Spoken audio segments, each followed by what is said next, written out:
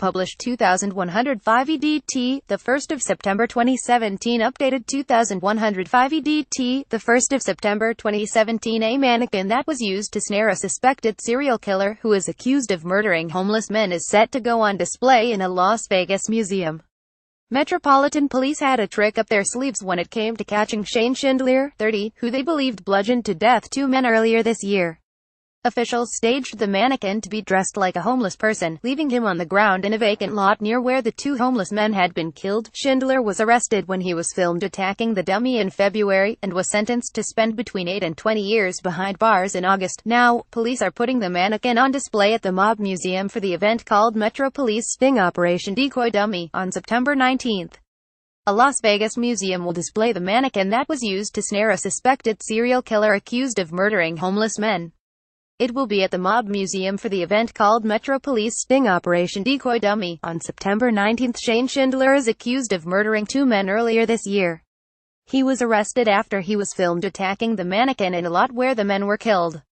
Pictured Schindler left in a mugshot and right in a selfie where police claim the murders happened at Metropolitan Police Department. Captain Andy Walsh said the reason for the display is because he and the department owe the community an explanation in the case.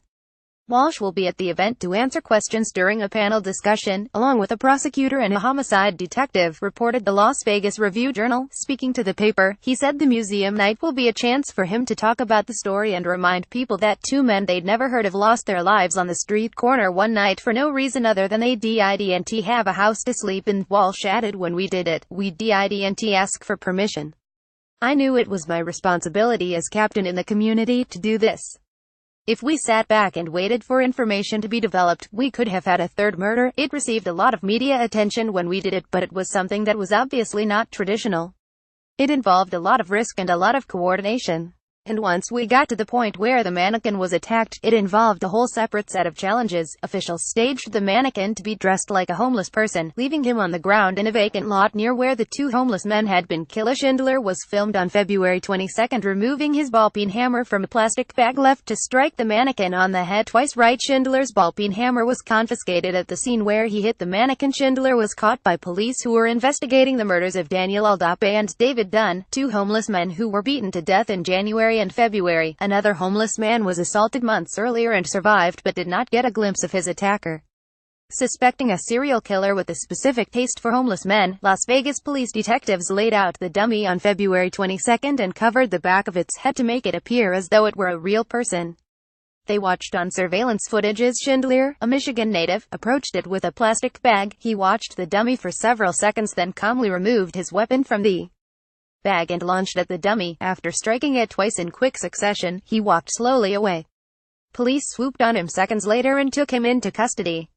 The 30-year-old Michigan native wore a black hoodie and dark trousers to carry out the attack. Footage shows Schindler appear to pull a small sledgehammer from a white plastic Little Caesars pizza bag pictured and take two quick steps towards the head of the dummy. The man was booked into jail, but later released. Police set up a surveillance team which followed him to the Henderson Motel following his release.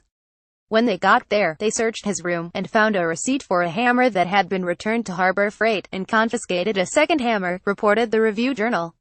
They also confiscated his cell phone, and on it saw two selfies of Schindler laying on his back near where the two murder victims were found dead of head trauma. As part of a plea deal with prosecutors, Schindler will not face charges for those killings.